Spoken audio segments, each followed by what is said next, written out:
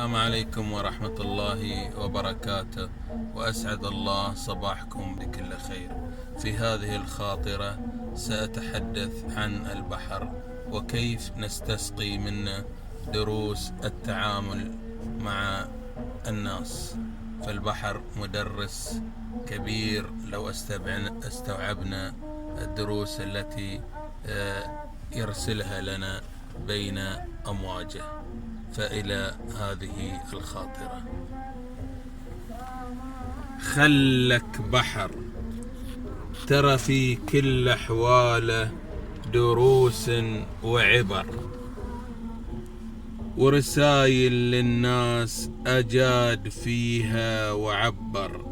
اسمع إيش يقول بأبيات الشعر: مع الناس الطيبة خل مايتك سقي، وإن ما بان زينهم جر مايتك ثبر. ولا تاخذك الطيبة بشراع وميداف، وخل مايتك لغو تجي على السيف وتعود إذا ما زان لها المنظر. وخل بحرك عميق، وخل بحرك عميق، ومو كل واحد تبيح له سر. ولا يغرك الزباد، ولا يغرك الزباد في قاعة ماي وتنفجر. وإذا حزت الحزة خلك موج، وارمي بعدوك يلطم بالصخر.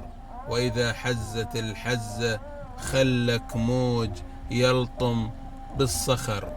وإن طابت لك الناس بادلهم نفس الإحساس، وخلك كريم معاهم واهدي لهم اللولو والدرر. وإذا مريت بوقت زعل لا بحيل تنفعل.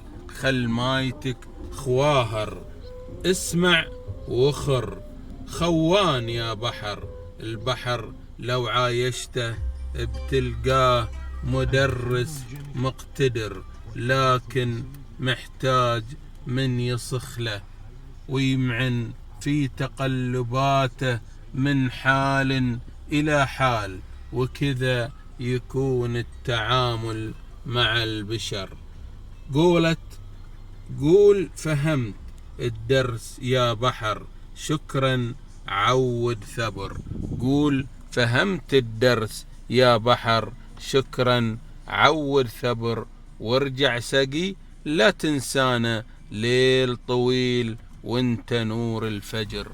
ليل طويل وانت نور الفجر. ولا تطول في الثبر، ولا تطول في الثبر. محتاجين دروس منك نعتبر. أبو خالد، عاشق الدمام.